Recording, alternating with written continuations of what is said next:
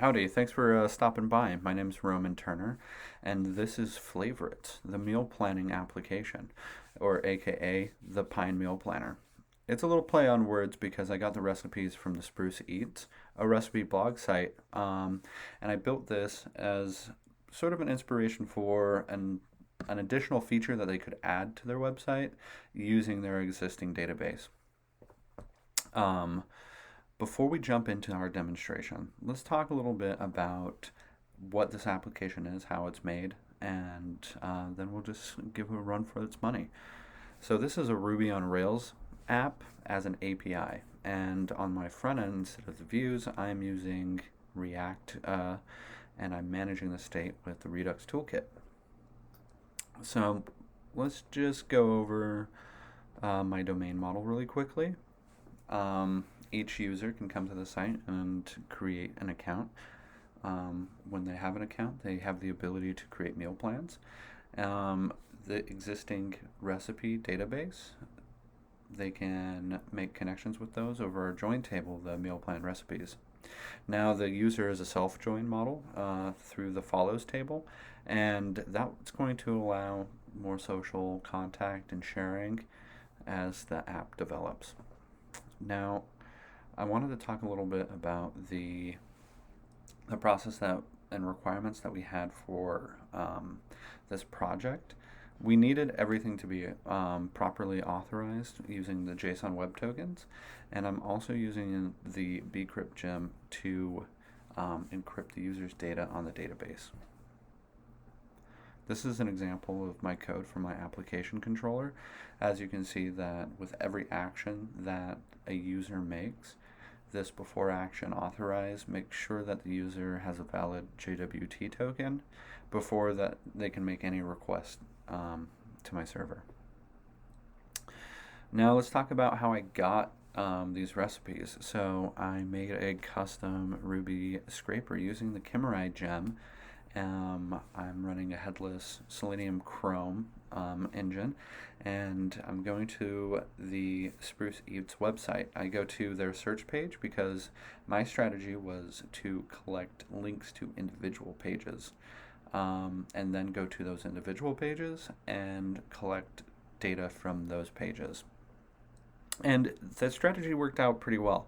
There was a couple times where, well, more than a couple times where I accidentally grabbed the author's photo instead of the main image, and that's going to show up in here because honestly I wanted to be true to the data from the Spruce Eats, because I really wanted this to be an actual representation of a feature that they could implement with their existing database. Alright, so let's move into the meat of this demonstration. I do have a script that I want to follow because accessibility is important to me. I want these to be concurrent. So we're just going to go feature by feature. So our sign up for the application, it's managed mostly on the back end, as I showed you in this application controller, using those validations with bcrypt and the JWT tokens. Now the front end validations are mostly just form validations, so when I click on this it's not going to check the database or anything, but you can set up form validations whether it's like you want an email to be structured like an email or a password to be a certain amount of characters or characterized in a certain way. Mine have pretty simple validations. They could be changed easily though. This one just requires the username to be unique on the database. So let's start off with a new user. I'm just going to do something simple. I'm also going to show you how this is working while we're doing it. So as we hit that sign in, that sign up, this is going to take care of our login action as well. So we're going to sign up, it's going to check the validations on the database, and then if it is a valid user, then it's going to issue us a JWT token and log us in. So this user doesn't exist, and as you can see inside of our local storage, it places our JWT token for us to use.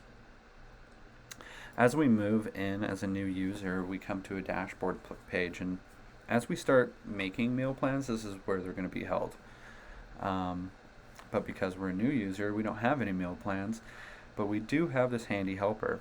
Now, it does give us some instructions on how to get started. So it says name your meal plan. We can get inspired by others, and that's going to be that follower type of thing where we can explore other users' meal plans to gain inspiration. Or we can just check the database. We can see the recipes that we have available, and we can curate our perfect week for meal plans. So let's just start off and name a meal plan here. Foodie. Perfect. So as we create this instance of a meal plan, it's showing us that, well, it's empty. So even if we clicked on edit, then it's going to try and navigate our user to exploring those recipe options or exploring the meal plan options. So let's go ahead and take a look at the recipes first. When we go to our own recipe search page, what I like to do is sort of stick to the congruency of the styling of the spruce eats, and so these are their colors and sort of the way that their cards look for the recipes. I definitely put my own material UI touch on it, and each component that you are seeing presented is created from from custom CSS on top of material UI components. So when we get to the search index, or for the recipe page, we do have a search bar. Now this does imply that we can search recipes by keywords included in the title. So expanding that into other functionality like searching by keyword or searching by ingredient would be really simple. This one is just an example of what we can do. This is a paginated search result based off of limit and offset. We're pulling up 12 recipes at a time. This paginates our database by fetching. We're setting a counter inside of our local storage based on what our pagination counter is. So currently it's at 0, so it pulls up the first 12. If we go to 1, then it will pull up the second 12, and so on and so forth.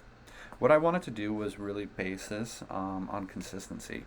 I wanted a lot of the projects that I've created before, using the router, React Router 5, and using the Create React app, you lose persistence if you're not careful about it. So if I refresh the page, my app would crash. So this was something that I really wanted to do, was focus on that consistency for the user.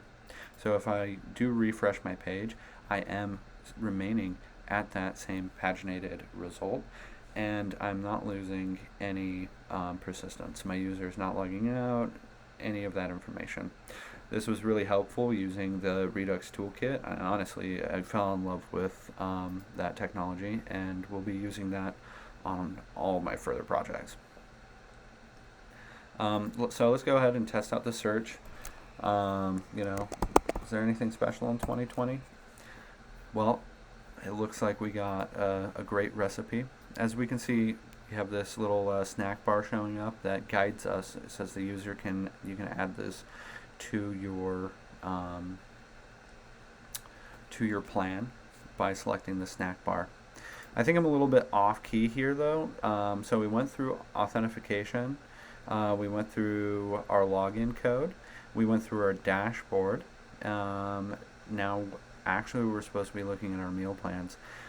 We can get to that right now. As we explore these meal plans, these are every user and all of their meal plans. And you can see inside of these attractive cards, each recipe that they've selected inside of their meal plan is present. Now, I chose to display them horizontally, and I would choose this functionally different for production, but this is, as an example, just shows the diversity in design and thought pattern. These cards are by the user. These are accurate creation dates, and these are the photos for each recipe inside the meal plan. As you explore those meal plans, you can see those same recipe preview cards. Before we move on, let's just see if we're hitting everything. Those horizontal scroll bars, as I was saying, they're really bad for ARIA reading, and so I would switch them up in production. Before we move on to exploring the recipe themselves, let's talk a little bit about navigation and the routing. So I am using React Router version 5.2. It's the latest version, and I take advantage of all of the recent features.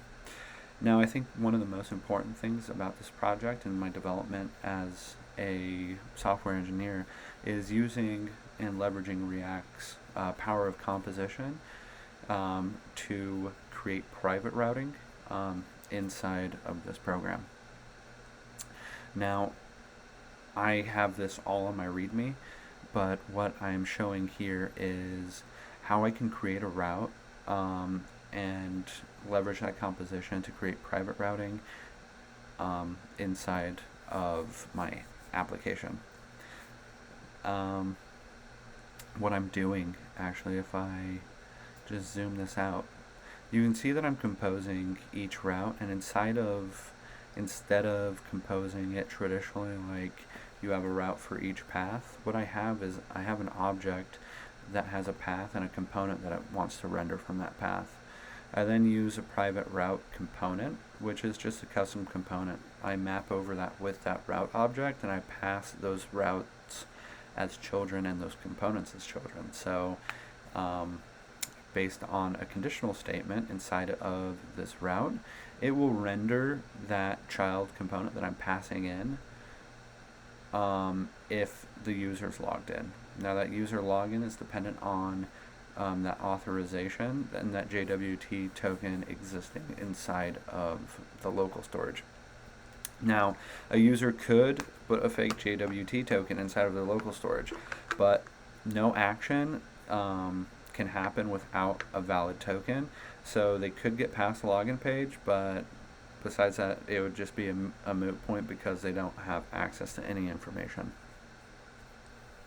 Now, as you can see, I'm also leveraging more composition by creating our entire application inside of this navbar. We'll talk about that a little bit later. So navigation inside of this application, most of it is happening inside of this drawer component, which is attached to this app toolbar. So that's all going to be in the navbar. And then the child is really this display case right here. So each page that we go to is getting rendered inside of this navbar main content area. Again, I'm leveraging this composition to create menu items that are legitimate link components for the router. I have a path, I have a text, and I have an icon that they render. And these components have that highlighting, but it also remains highlighted based on the location that we're at, so that's the ease of access for that user. Now, I do show how leveraging this composition can really help production down the line. Here I can create a drawer menu list item in less than 10 seconds. And honestly, I can just do this really quick for us right here. If I go inside of my drawer list item, here I have this component. What I can do is, even if I just grab like a new icon, I can switch this out. I can say, take me to the login page, and I'm going to say, I want that button to say login. Well, when we go back, boom, there it is. And that's a route directly to the login page, just like that. And that's the power of composition. So I'm leveraging that in our routes, and I'm leveraging that on our drawers, and honestly inside of the drag and drop. But we'll get to that later as well. I feel like that's going to be an entire demonstration in itself. Thank you for sticking around if you still are. I'm getting a little bit of the dry mouth, so don't mind me.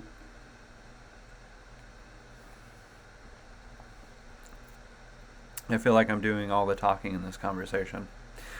All right, let's continue. So let's go to the recipe page. As you can see, we can navigate to those recipes from the meal plans themselves, or we can explore that recipe.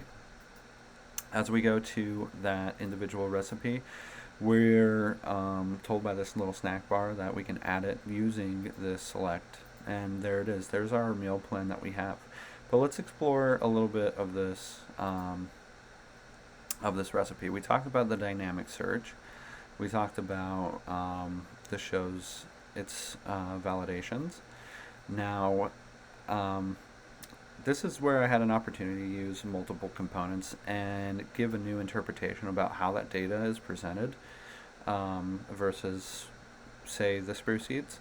I'm using the material UI components. This is all a custom theme and all custom CSS. You could aggregate this ingredients data, and this is definitely something that I want to leverage later, is a shopping list where we can collect all of the ingredients from all of our meals in our meal plan and then print off a shopping list for the user. This was where I could get creative, where I could show like a direction for creating with these instructions. And as you can see, like really attractive pictures that they've taken, really instructional steps that they have, and this is just my interpretation of it. So let's go ahead and submit one of these to our meal plans. Oh, that was a little too fast. Awesome. So now we got 2 of these pies in here, and as you can see, these little snack bars again are reminding us to save and reminding us to and showing us that we were successful in adding it to the plan. This is pretty intuitive, that these are drag and drop just based on hover actions. Again, we can add additional helper text for user experience. Inside of these columns, we can move them column to column. The production, we're currently on a development build. On production build, these are really crisp actions. On here, they can see a little bit lag, but as soon as that bloat from all of the packaging is taken out, these actions are really crisp and really clean. They're still pretty clean right now, but it's just really nice on an NPM build. I really wanted to show that composition factor of routing really quickly, so that's why I'm on my development. Here we have additional CRUD actions.